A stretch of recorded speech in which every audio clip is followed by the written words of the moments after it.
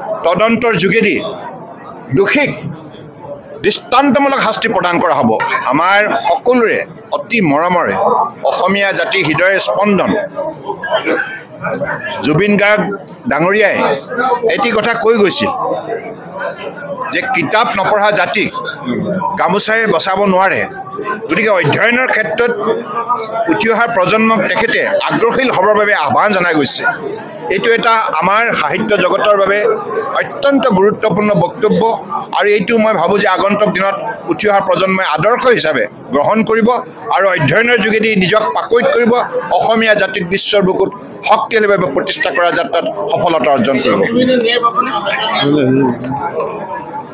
ইতিমধ্যে তদন্তৰ কাম আগুৱাইছে আৰু মাননীয় মুখ্যমন্ত্ৰী ডাঙৰীয়াই এই ক্ষেত্ৰত কৈছে কাকোৱে ৰেহাই দিয়া নহ'ব, সকলোকে তদন্তৰ আওতালৈ অনা হ'ব। No one will be spared.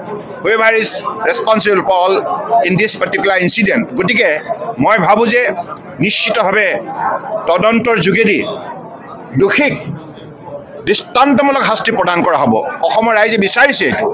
অসমৰ ৰাইজৰ যিটো মনৰ কথা, সেই মনৰ কথাক নিশ্চিতভাৱে ৰাজ্য চৰকাৰখনে গুৰুত্ব প্ৰদান কৰি দোষীক দৃষ্টান্তমূলক শাস্তি প্ৰদান কৰিব।